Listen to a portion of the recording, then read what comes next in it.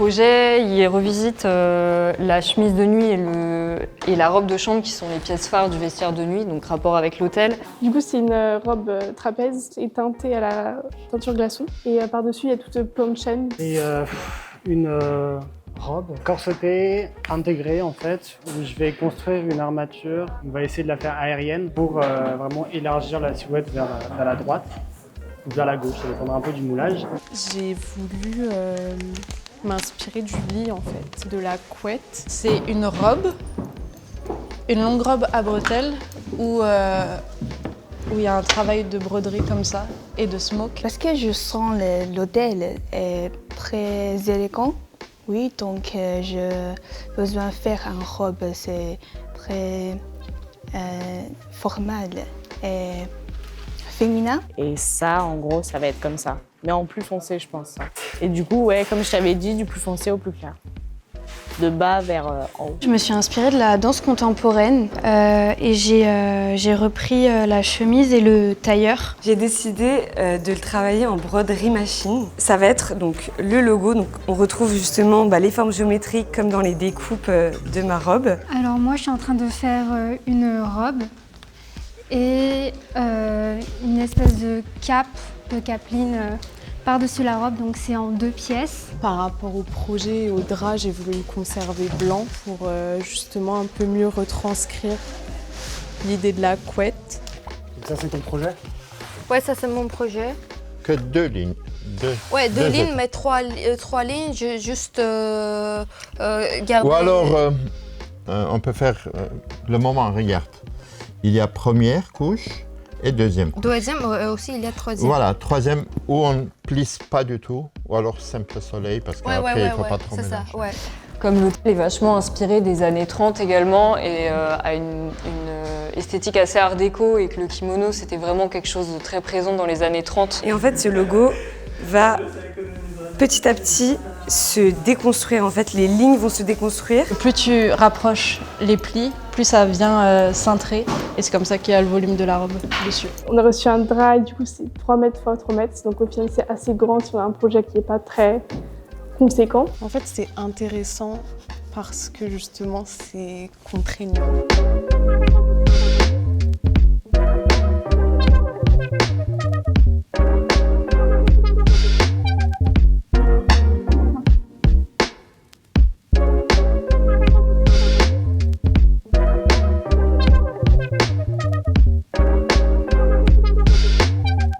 À la base, je voulais imprimer mes motifs, mais je vais pas pouvoir le faire. Mince. Donc je vais devoir faire ça au flex velours. Le truc un peu fun très fun du concours, c'est de travailler avec le métrage, le drap, qui est du coup un métrage réduit, contrôlé. Faut que ça rentre bien quand même, tu vois. C'est beaucoup plus marrant quand c'est pas compliqué. Okay. Ah bon? Et ouais, c'est de la feuille de cuivre, mesdames, messieurs. Donc j'ai moulé au corps directement avec un rectangle de tissu. Ensuite, j'ai fait les patrons à partir du moulage du tissu. Et maintenant, l'étape d'après, ça va être faire l'ennoblissement textile et faire avec le vrai tissu, donc le drap. Je pensais même pas que... je voulais même pas le faire au début. J'ai un peu peur, c'est toujours comme ça, mais ça peut faire de la compétition et j'ose pas trop mettre en avant, quoi. Mais bon, je pense que je vais les coudre. C'est très simple, mais c'est très long. C'est le fameux drap. C'est le fameux drap. Moi, j'optimise chaque centimètre carré de mon drap. Vraiment, on utilise toute la matière pour essayer d'avoir le maximum de volume. Mais ça demande beaucoup d'ajustements. Donc là, je suis en train de faire une demi-toile pour vérifier que ça tombe à peu près correctement. Et du coup, là, je teste les thermocollants que je peux mettre et les différents renforts que je peux utiliser pour faire que le drap il tienne bien en place, vous voyez. Je sais pas si je l'incruste ou si ce serait une pièce rajoutée sur le manteau. J'ai fait une première teinture mais qui m'a pas du tout plu, mais comme on avait bien 3 mètres x 3 mètres de drap, j'ai pu expérimenter 2 fois. En fait, une fois que ma toile elle est finie et je sais exactement où elle est et que mes patronnages sont bons, le montage après ça va tout seul, c'est pas trop compliqué. Ce qui me fait peur, c'est que j'ai un très long manteau et beaucoup de volume et je me dis que 3 mètres, c'est peut-être juste, donc je vais devoir faire des tests pour Pour être sûre, sinon je rétrécirais tout ça. Je sais pas si je vais faire des manches parce que je sais pas si j'aurai assez de tissu. Donc pour l'instant, on va faire ça et après on verra s'il y a des manches. Faut pas se tromper, sinon il y en aura plus assez du tissu. Ça c'est référence. Je vois des photos de café. Là-bas, il y a quelques décorations comme ça. Donc ça m'a inspiré pour faire le pli aussi. Et voilà, tiens, tu fais une... Moi, je fais ça surtout pour l'expérience. C'est cool de faire ça à 15, j'adore. C'est trop bien, voir l'univers de tout le monde et tout. Je trouve ça trop cool.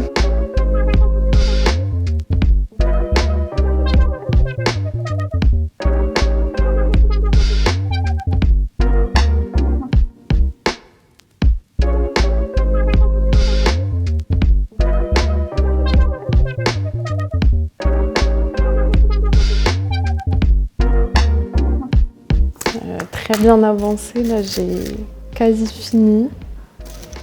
Et en soi, il me reste juste à fermer à la main la couture à l'intérieur. Le rendu, c'est pour demain matin.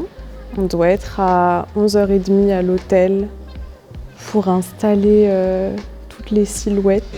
Ah oui, j'ai eu un problème, c'est vis-à-vis des boutons pour fermer mon col, mes manches. J'arrivais pas à trouver des boutons blancs de la même couleur que le drap, qui allaient bien. Et au final, j'ai trouvé une idée. C'est en fait, il me restait du drap. Et donc je me suis dit, pourquoi pas faire des boutons avec justement le drap. Donc comme ça va être exactement parfait dans les poignets et dans le col. C'était assez challengeant, mais c'était cool. Le rendu, c'est demain matin. Donc va falloir finir à l'heure. mais en une journée, ça va être bon.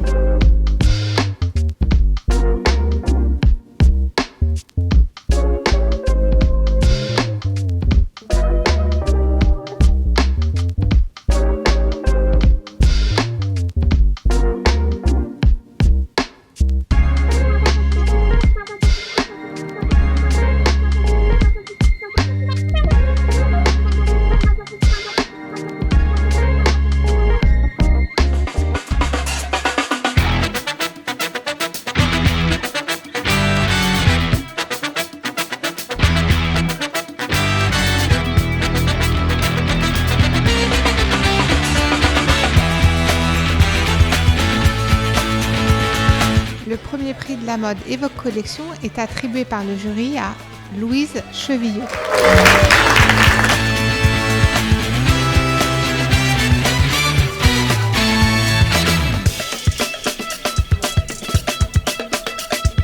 Les votes du public ont été si nombreux que nous avons décidé de créer un prix du public. Le prix du public a été attribué à Gabrielle Rastwex. Bravo à tous les deux.